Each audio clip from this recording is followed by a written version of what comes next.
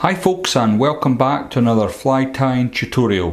What you see in the vise is a little variation on the Nemo Cruncher. So without further ado, let's get into it.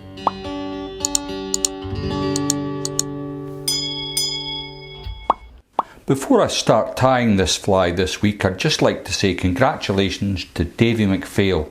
He's just hit 100,000 subscribers, which is a remarkable achievement for a fly tying channel. So well done, Davey, and I look forward to the next 100,000. So, what you see in the vise is a Hanak H 230 barbless hook. It's at size 10, it's on a medium wire, and it's in black nickel. The thread I'm going to be using today is from Vevus. It's F01, it's at 6/0, and as you can see it's a black thread.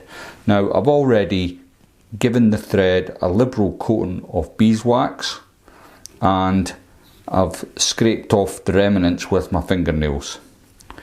I'm just going to put a bed of thread down and I'm going to come up to just before where a barb would be on a barbed hook and then remove my waste end. Now for the tail, I'm simply using an old cock cape. This is about the only good use it's got left. It's had a bit of a savaging over the years, and I've got a feather here I've been working away with. Now I want to take about a thumbnail's worth from the stock, and I want the tail to be about the length of the shank of the hook. So I'm going to lay that on like so. A couple of turns to hold it into place, and then I'm going to remove the bulk of that just here. I'll leave enough to make sure I catch it in properly. The next thing I'm going to add in then is the red holographic rib. I'm using some of this, it's Textreme, and if you're interested it's 04 Holo Red, and I've got some here that I've been working with. So I'll just grab that, I'm going to tie it in on my side, just with a couple of turns, and I'm going to bring my thread all the way up to the thorax area of the fly. The next thing I'm going to do is tie in the rib, and what I'm using is some old school Flexi Floss. Now it's really old school, it's got £1.50 on the ticket price, so you can't buy Flexi Floss at that kind of money anymore. It's probably black and faded a bit through time. It's been lying in one of my drawers, and I want to just clip the edge of that.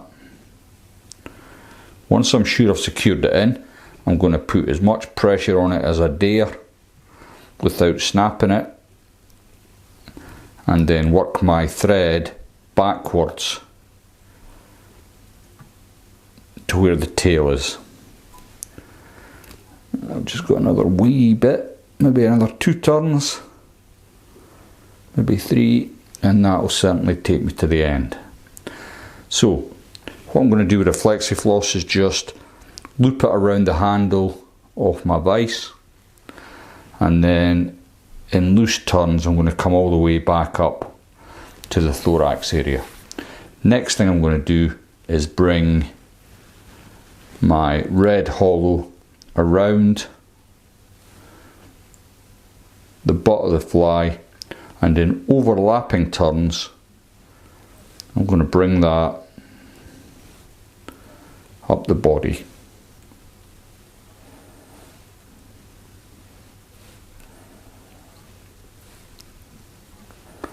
Don't be overly worried about having a tiny little bit of black peeking out from underneath the red. We are going to cover all that up shortly, so don't worry. Lock it in with a couple of turns in front, and then I can remove my excess and put that to the side for your next fly. There's plenty of life left in that. Okay, next I've got my Flexi Floss, and what I want to do is put as much pressure as I dare onto the Flexi Floss initially, and with each turn I'm going to slightly ease the pressure. I'm taking the rib away from me because that's the way it wanted to naturally go. So the next turn, I'm going to ease a little bit more pressure. The next turn,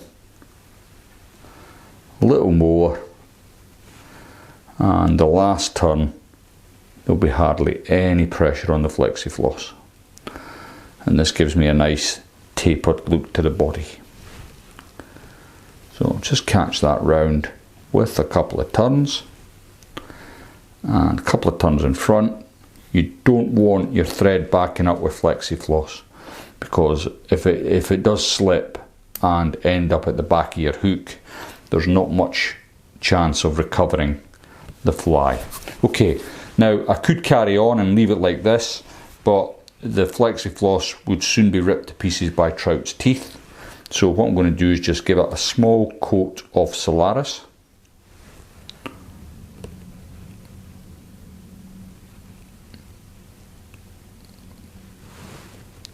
And this just finishes the fly off nicely.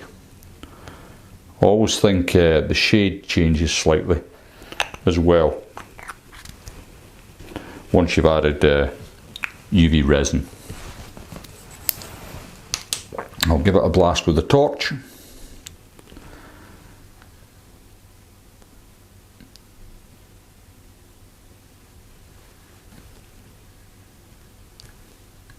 And that's looking not too bad.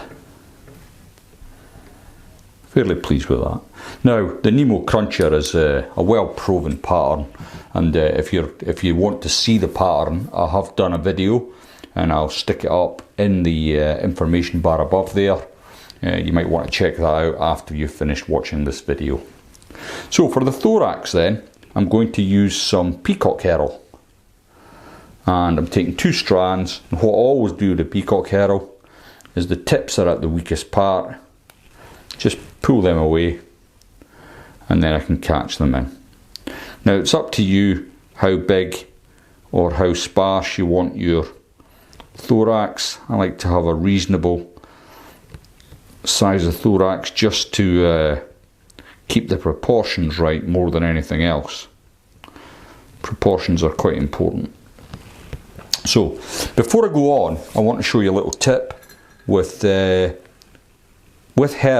It always pays to put a little bit of super glue onto the bed of what you're wrapping it on, and the reason for this is it's very brittle, and what you don't want to do is have your fly fall into bits after just a couple of fish.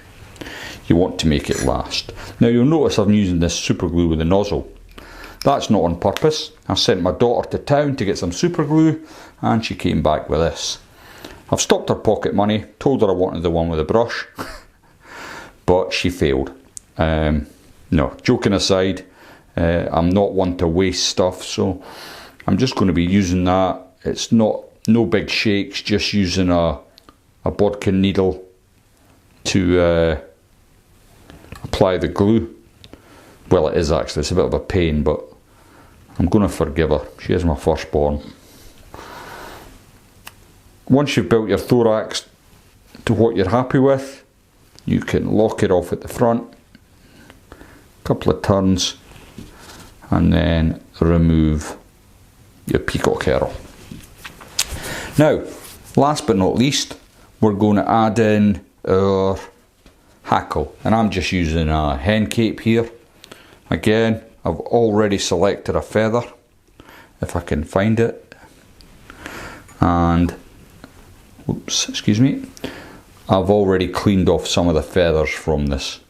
Now I'm going to catch it in tip first, and to do that I'm just going to grab the tip with my hackle pliers and create a small tag end that I can catch in. So I'll just grab that in with my thread. Just a couple of turns is all it takes really, and then I can remove the tag. Next, even though I've created a handle, I'm still going to come in with my hackle pliers. I think you just get a lot more control. So I'm going to bring my hackle up, and I'm going to use my thumb and forefinger of my left hand just to pull them feathers, make them sit where I want them to. So I'll bring it round, and I'm looking for a minimum of 2 turns. There's the first one. The next one is going to come in like so, and then as I come up to the third turn, I'm going to bring my thread round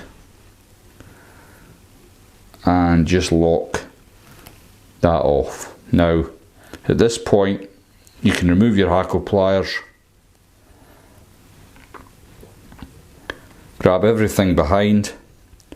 If it starts being troublesome, lick your thumb and forefinger, just slick it all back, but make sure you've got all them bits back out the way, and then you can build a nice neat head. Now, keeping your thread under tension, you can then grab your handle and pull that away.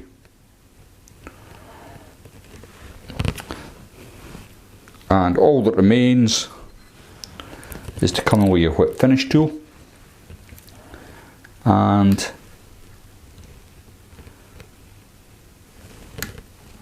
just finish that off. Now obviously you'll have to finish the head off with either varnish, super glue, or in my case I use UV resin. Try not to cut my hackle away that I've just put on, and that'll finish the fly. And there you go, you've got a really effective nymph. Now, if you're enjoying what I'm doing, please don't forget to give the video a little like, and I'll see you all next time.